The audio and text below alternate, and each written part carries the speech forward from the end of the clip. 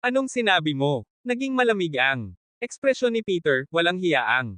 Taong ito na maging bastos sa kanya. Pagkatapos siyang bangguin. Nangut siya ng malamig ang lalaki.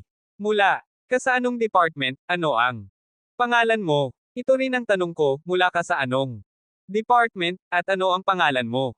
Ang malamig na sagot ni Peter. Proud na sinabi ng lalaki, ako ang Vice President ng Cape Consortium, si Stanley. Nagtatrabaho ka ba dito? Parang ganun na nga, ang kalmadong sagot ni Peter.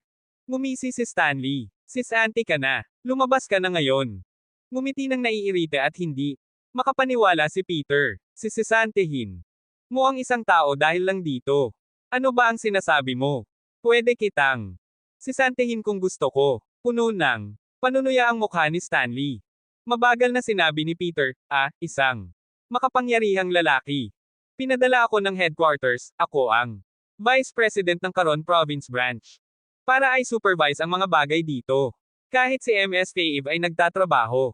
Para sa akin, paano ka pa? Mababa ang tingin ni Stanley kay Peter. Kumunat ang noo ni Peter. Pagkatapos, binuksan ni Faye ang pinto at nakita niya si Stanley. Anong nangyayari dito? MS Eve? Ang lalaking ito ay Nbongo. Ako at hindi man lang siya humingi ng tawad. Sisisantehin ko siya. Bastos siya at hindi professional para magtrabaho. Dito, ang kampante na sinabi ni Stanley. Lumapit si Faye at sinampal niya si Stanley sa mukha. Natulala si Stanley sa malakas na sampal. Ano ang ginagawa mo, MS Eve? Ang sigaw ni Stanley. Malamig na sinabi ni Faye, sis auntie ka na. Lumayas ka na. Ano? Tumingin si Stanley kay Faye nang hindi siya makapaniwala. Pagkatapos ng ilang sandali, bumalik siya sa sarili, sinabi niya, wala kang karapatan na sisantehin. Ako, pinadala ako mula sa headquarters. Ganun ba? Nilab ni Faye ang phone niya at tumawag siya sa headquarters. Makalipas ang ilang sandali, binigay niya ang phone kay Stanley. Sagutin mo. Kinilabutan si Stanley habang sinagot niya ang phone call. Tumaas ang mga balahibo niya nang hawakan niya ang phone, hindi siya makaimik. Inagaw ni Faye ang phone mula kay Stanley. Pwede ka na bang lumayas? MS Eve? Hayaan mo akong magpaliwanag. Takot na takot si Stanley. Ang headquarters ay istrikto sa kanya kanina. Hindi lang siya sinisante. Inutusan pa siyang bumalik para parusahan. Alam niya na walang awa ang mga tao na namumuno sa security and disciple, at baka halos mamatay pa siya. Sinabi lang ni Faye sa kanya, bahala ka na magpaliwanag sa headquarters. Ngayon, lumayas ka na. Alam ni Stanley na nawalan na siya ng pag-asa. Naisip niya kung ano ang posibleng pagdaanan niya, at nang inig ang katawan niya baw siya nalhimatay sa takot. Kumunat ang noo ni Peter. Ano ang ginagawa nila? Saan ba nila nahanap ang lalaking ito? Pasensya na po, boss. Yumuko si Faye. At humingi ng tawad. Nagbuntong hininga si Peter. Hindi mo ito kasalarnan. Pagkatapos itong sabihin, umalis na siya. Habang pinapanood na umalis si Peter, nagbuntong hininga si Faye at pinunasan niya ang pawis sa noo niya. Kumain ng saglit si Peter at tumawag siya ng taxi pa uwi. Tanghali na noong nakabalik siya. Magkayakap ng nalapit sina Jasmine at Blake sa sala, naglalandian at nagtatawanan. Tumingin sa paligid si Peter at napansin niya na wala ang mga biyenan niya. Intensyonal siguro nilang iniwasan ang sitwasyon. Dumiretso si Wilbur sa kwarto niya, habang hindi pinapansin ang dalawa. Sandali lang, ang sigaw ni Jasmine sa kanya. Huminto sa paglalakad si Peter at tumingin siya kay Jasmine. Tumayo si Jasmine, lumapit siya kay Wilbur, pagkatapos ay nilate niya ito. Isang walang kwentang lalaki ka talaga. Wala ka ba talagang gagawin kahit na makita mo ang sarili mong asawa sa yakap ng iba? May mga paraan ako para ipakita ko na isa akong lalaki, pero nagdadalawang isip. Ako kung tao ka ba talaga? Ang kalmadong sinabi ni Peter. Walang hiya ka para latein ako. Nagbuga ng apoy si Jasmine at tinaas niya ang kamay niya para sampilan si Peter sa mukha. Gayunpaman, mabilis na sinalo ni Peter ang kamay ni Jasmine, at napasigaw si Jasmine sa sakit. Lumapit agad si Blake, sinabi niya nang malakas, bitawan mo si Jasmine. Ngumiti ng malit si Peter, ngunit hindi lumuwag ang kapit niya. Galit na galit si Blake, tinaas niya ang kamay niya at dinala niya ang suntok sa mukha ni Peter. Sumipa si Peter sa bilis ng kidlat, at sa sumunod na sandali, nakahiga na si Blake. Sa sahig at umuungol sa sakit. Sa sandaling ito, doon lang binitawan ni Peter si Jasmine. Napaatres si Jasmine. Hinawakan niya ang braso niya sa sakit. Malamig na sinuri ni Peter ang dalawa. Huwag niyo subukan maging bayolente sa akin. Kayo ang magdurusa sa huli. Hirap na tumayo si Blake. Sisigawan niya.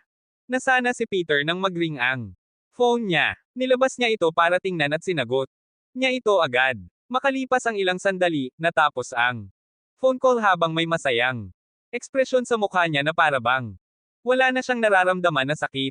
Sinabi niya sa babae, Jasmine. Maghihiganti tayo sa kanya sa susunod.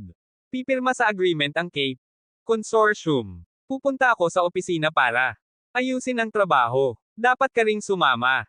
Tumango si Jasmine. Tumingin siya ng galit kay Wilbur bago siya lumingon kay Blake. Sige, maganda ito. Ayusin muna natin ang trabaho.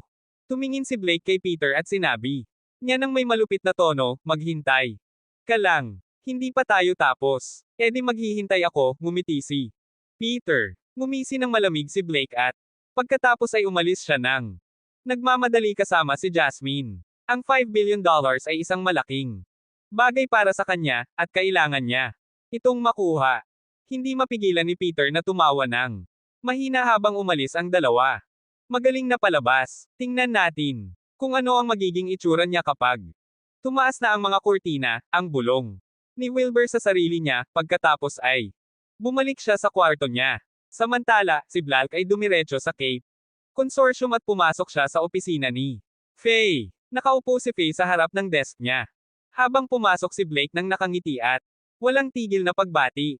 Maupo ka, ang sabi ni Faye ng mabait na tono habang nakangiti. Umupo si Blake, at nilabas ni Faye ang isang stack ng mga file bago niya ito nilagay sa harap ni Blake. Tiningnan na namin ang finances mo at inaprubahan na. Ito, Mr. Woods. Kapag pinirmahan mo ito, magpapadala kami ng $5 billion sa company account mo. Tuwang-tuwa si Blake, binuklat niya ang mga files at tiningnan niya ang mga ito. Makalipas ang ilang sandali, nagbago ang ekspresyon niya ng gulat at sinabi niya, Ms. Eve? Meron bang pagkakamali? Bakit niyo pinapasok ang maraming tao sa board of directors namin? Ngumiti si Faye at sumagot siya, para ay supervise ang paggamit ng funds. Tinutukoy natin ang $5 billion. Paano kung may nangyari at walang magbabantay nito? Paano nyo kami babayaran pabalik? Oo, pero masyadong maraming tao ito. Hindi ba? Tumitig si Blake sa dokumento, nag-aatubili ang puso niya. Maliban sa porsyento ng mga shareholder, ang ratio ng board of directors ay babaliktad, ang Cape Consortium ang magkakaroon ng mas maraming miyembro kaysa sa Woods Corporate. Parang pinatalsik na rin ng Cape Consortium si Blake palabas ng board of directors kung ginasto nila ito. Samandal paarap si Faye ng may nakakatakot na presensya. Mr. Woods, dapat ay alam mo na ito na. Tulad ko, may isang maliwanag na kinabukasan ng kumpanya mo, pero masyadong mabilis ang pag-akyat mo, at sira na ang chain of capital mo.